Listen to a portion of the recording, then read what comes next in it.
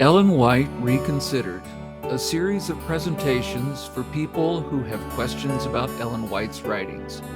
Today our video is an excerpt from Ellen White, Can Her Writings Be Trusted? This was a conversation with Michael Mira. Welcome to our program. We're going to excerpt from a program that Michael Mira Ministries put out just this week, where he interviewed me about some subjects having to do with Ellen White's writings and whether they're trustworthy. I hope that you enjoy it, and if you do, there is a link to the fuller video.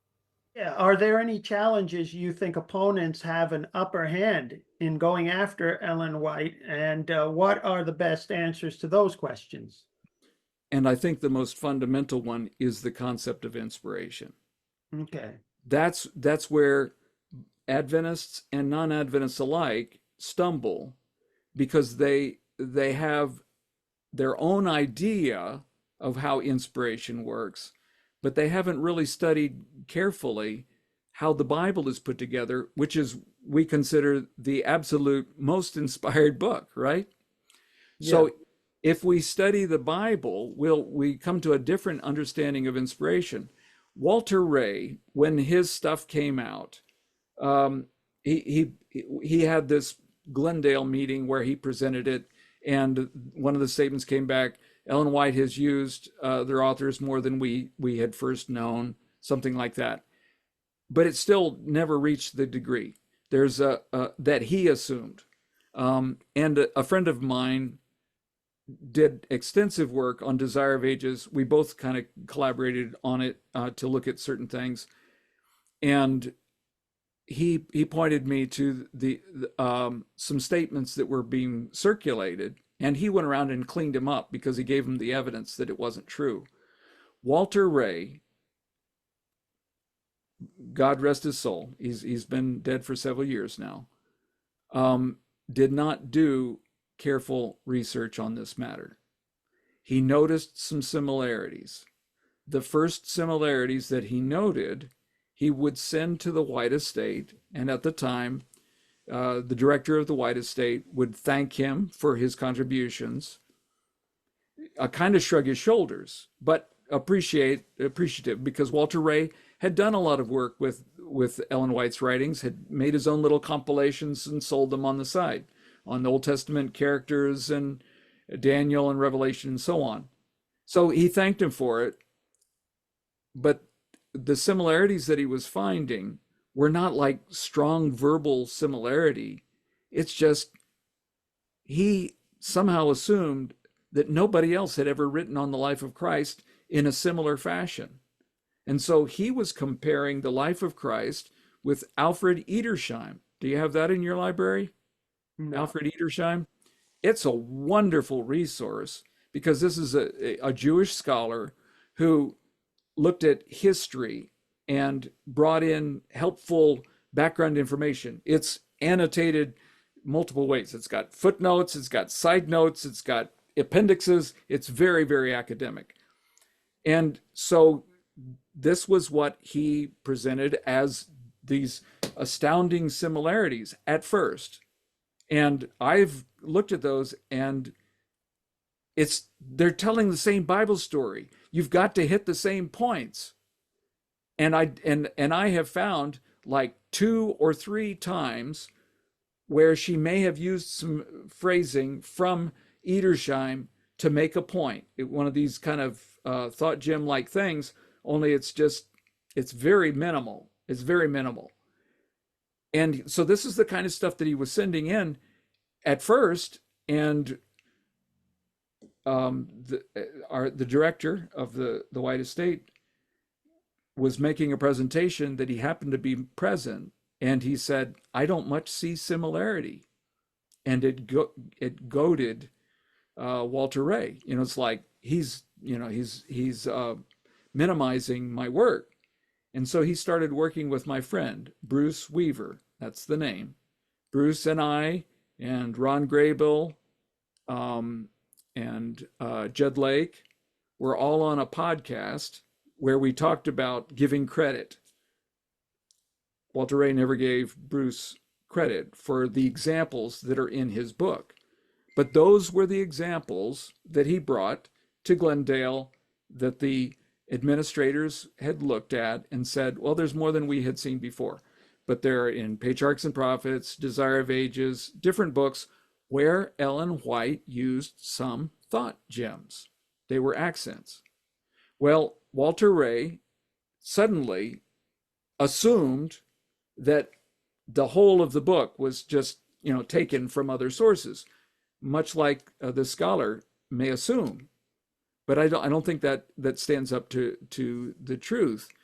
So it kind of reminds me of a story I heard from a presenter. This guy is coming home from work and he sees a cat on the side of the road that's got mange, and maybe he sees another one, but he bursts into his house and he announces, all the cats in the neighborhood have mange. Based on a very small sampling, he overstated the case. And I believe that's what Walter Ray did. There were some significant finds that could be isolated, but he went on to say that 75 to 90% of Desire of Ages came from other sources. And that's way off. Well, That's way off. would you think it would be a poor example to say, well, in the Bible, you have First and Second Chronicles, and a lot of those stories are very, very similar to what we read in First and Second Kings. Or if you read the Gospel of Mark, and then you read the Gospel of Matthew, and you read Luke, they're so similar. Luke must have plagiarized off of Matthew, or he must have plagiarized. Matthew and Luke cannibalized Mark. 90% of Mark is used in the other Gospels. Right. Now, was there something wrong with that? Was there something nefarious with that? Absolutely not. Right, right. Okay, so but that seems to me like an obvious kind of response. You should recognize so it. Why would it be a problem for someone to say, well, if there's some other source that may have expressed things in a true way? Because I had always understood that Ellen White, the content as a whole, for example, of Desire of Ages or Great Controversy as a whole, it's unique. It's a unique whole. Yes. But she may use these other sources. And I have an art background because I have a bachelor's in fine art. And I said, well, in art, you have a collage. You take a piece of this, right. You take a piece of that, and you make a unique whole, and it's not considered plagiarism. So how come, if Ellen White were guilty of plagiarism, how come, or maybe I'm wrong about this, has a somebody that specializes legally, I guess a lawyer or something who specializes in that, how come they've never said, yes, she is a plagiarist? Has that ever happened? No specialist has ever said that. In fact, you may have read the report that came out that was contracted for them to do a study, and he came to the conclusion that it was well within the limits of fair use of other material. It was like a Catholic. Right. A Catholic, was it a lawyer? I don't know what the correct. That specialized in copyright and materials. So that's really not the issue, because it was not illegal how she did it. It was common. I did some when I was doing my book on the Sabbath, I did a follow-up book on the Sabbath, and I started reading historians that were dealing with people that kept the Sabbath through the centuries. And I would run into historians who used each other's material. It's obvious. I mean, they would borrow from one another, and it was assumed. Like I said, Hannah actually says in his notes that, well, if there are some insights that I've got, you could look to so-and-so or so-and-so, but I'm not going to put in any references. Others, like Daniel March, the one that I told you that she got these beautiful little thought gems from, he would actually put in a quotation with quotation marks and never tell you where he got it. Hmm. That just was not part of the way they did things. And so there's this progressive change of how they wrote. Ellen White was well within the medium at the time, and she was not aware of this advancing change in expectation. But when she was made aware with Great Controversy, for example, um, I think the observant reader would have known from the get-go, long before she included any comments about using sources, that she was obviously using sources, because there were, and let me pull the book off the shelf here. This is the Spirit of Prophecy, Volume 4. Okay. And it is the pre-Great Controversy. In fact, if you look at the title in it, it says the Great Controversy. So this is I don't know if it's 75% of the current Great Controversy, but it's something close there. And it was published as a part of a series, but also as a standalone volume. And I have one of those in my library back here. The standalone, it's the same volume like that.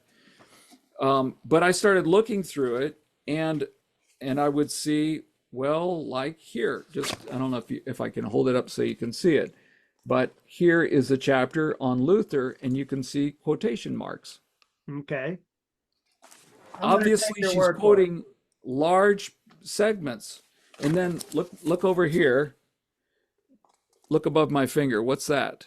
It's hard to, I'll take your word for it. That's dot, dot, dot. Okay. What does dot, dot, dot mean? There's more to go. Yeah. So it's saying that this is a quotation, and they skipped some sentences to kind of condense it. Okay. So anybody reading this is looking at that, and then I found other instances where it talks about such and such a priest said such and such, and then what he said is in quotation marks, or references to others. This is I did this in a video, so it kind of goes through that. But so it should have been obvious that she was using sources openly. Well, like I said, if the writer of Chronicles or the writer of Matthew, obviously Matthew or Luke were using Mark, and some scholars would say there was a Q right, source. So yeah. they were using these sources. They were quoting from these sources. So wouldn't we say, well, that's what we see right in the Bible? Exactly. And there's a source under that source. In fact, when you were comparing First and Second Samuel and with the Chronicles, or Kings with the Chronicles, but they will say, and the rest of the deeds of such and such a king, are they not in the annals of so and so, or in the prophecy of Iddo the prophet, or whatever? So without saying it overtly, they're telling you they use sources to tell the history. Right. Why wouldn't you? Why wouldn't you? So if you're dealing with history, why wouldn't you? Well, I guess there's some people that didn't get it. I mean, what was obvious to me when I started looking at it as an observer, I mean, I can't say that I'm always observant, because somebody can drive a car to our church for months, and you ask me what kind of car they drive, and I don't pay attention to that, but I can see dot, dot, dot. All right. So we all are blind to certain things, right? But so when people didn't understand it, so she put in the upgrade to this, which was the 1888 Great Controversy, she has a author's preface where she describes how she used sources and condensed it into to be able to tell this story. Okay, so she's done that. Well, in about 1907, they were still using the same plates to print the book, and the only changes are maybe they use different illustrations or something. But by 1911, They said, you know, people expect references to be put in a book these days. She said, oh, well, by all means, put in the references.